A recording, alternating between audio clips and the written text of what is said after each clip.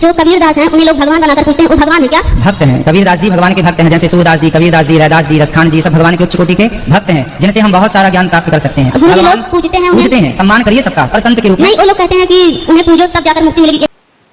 दंडवत गोविंद गुरु बंदा अभिजन सोए, पहले भय प्रणाम तिन नमो जो आगे होए। गुरु को कीजे दंडवत कोट कोट प्रणाम, कीट न जाने ब्रंग को यो गुरु कर आप समान। सत साहिब। हाथ श्रोता बंधुओं, आज मैं आप लोगों के सामने कबीर ही परमात्मा है, यही प्रसंग रखने का प्रयास कर रहा हूँ, तो सुनिए बड़े गौर से। चलिए शुरू करते हैं। धर्मदास जी ने कहा कि हे प्रभु, मैं आपके निहोरे निकालते हुए यानी गिड़गिड़ाते हुए कह रहा हूँ कि आप एक बार मेरे को सतलोक तथा उसमें रहने वाले समर्थ परमात्मा के दर्शन करा दो।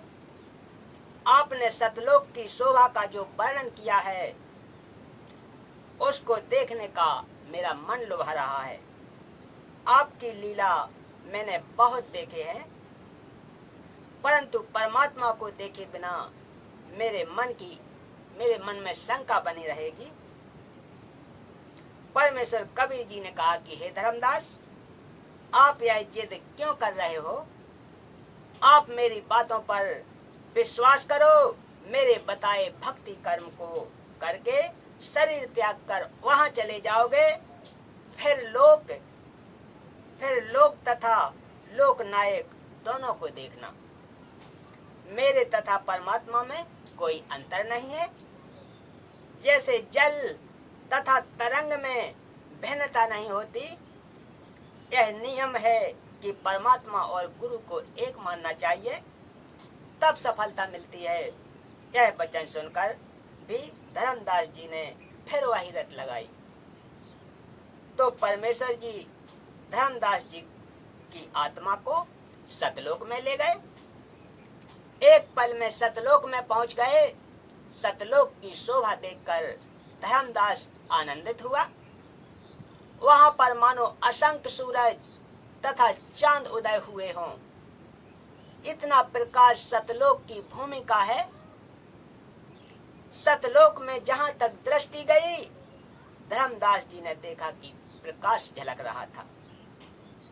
परमेश्वर सत्य पुरुष के द्वार पर एक द्वारपाल खड़ा था। उसको जिंदा रूप में नीचे से गए प्रभु ने कहा कि यह भक्त परमेश्वर जी के दर्शन करने मृतलोक से आया है, इसको प्रभु के दर्शन कराओ। जिंदा भेषधारी परमेश्वर बाहर ही बैठ गए। द्वारपाल ने अन्य एक हंस, सतलोक में भक्त को हंस तथा भगतमती को हंस नहीं कहते हैं। द्वारपाल ने एक अन्य हंस से कहा कि आप इस भक्त को सत्य पुरुष के दर्शन कराओ। जब वह हंस धर्मदास जी को दर्शन के लिए लेकर चला, तो बहुत सारे हंस आ गए और धर्मदास जी का स्वागत करते हुए, नाचते हुए आगे आगे चले। उनका शरीर विशाल था, गले में रत्नों की माला थी, उनके नाक मोह गर्दन की शोभा अनोखी थी। 16 सूर्यों जितना शरीर का प्रकाश था। उनके रोम, शरीर के बाल की चमक रतन हीरे जितनी थी। उनका शरीर अमर अविनाशी है। सब मिलकर पुरुष दरबार में गए। सत्य पुरुष जी सिंहासन पर बैठे थे। उनके एक रोम का प्रकाश करोड़ चंद्रमाओं तथा सूर्यों जितना था।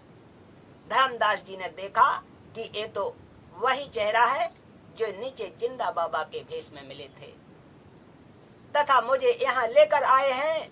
धर्मदास जी बहुत लज्जित हुए और विचार करने लगे कि नीचे मुझे विश्वास नहीं हुआ कि यह जिंदा ही परमेश्वर है। दर्शन करवाकर धर्मदास जी को वहीं लाया गया जहां जिंदा रूप में प्रभु दरबार के बाहर बैठे छोड़कर अंदर गया था। धर्मदास जी ने कहा कि कबीर तथा सत्य पुरुष एक ही है। यही सत्य पुरुष जगत में दास कबीर दास कहलाता है। यह इनकी महानता है।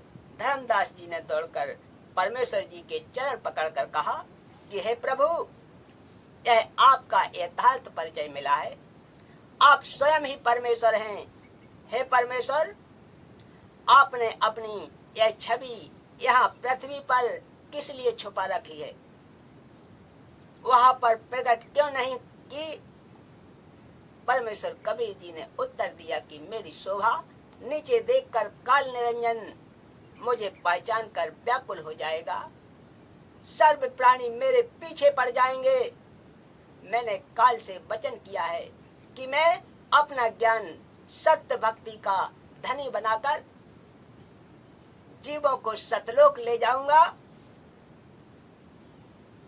यह वचन काल निरंजन ने विनय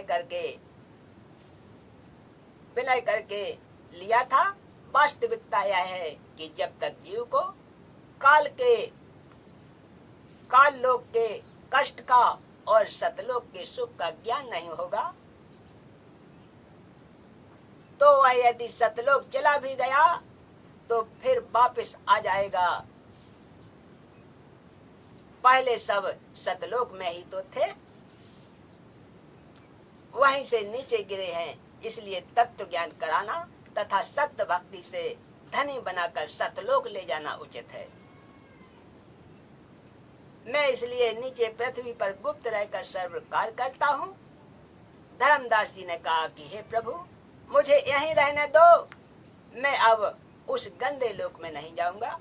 परमेश्वर कबीर जी ने कहा कि आप चिंता ना करो, मैं सदा तेरे साथ रहूंगा। आपने जो सत्यलोक तथा परमात्मा को आंखों देखा है, नीचे के भक्तों को बताना, उनको विश्वास बढ़ाना। धर्मदास जी ने परमेश्वर कबीर जी की आज्ञा मानी और उनके साथ नीचे आए, शरीर में प्रवेश करके उठे तथा यहाँ के लोक को देखकर व्याकुल हो गए। बोलिए सत्य गुरुदेव की जय।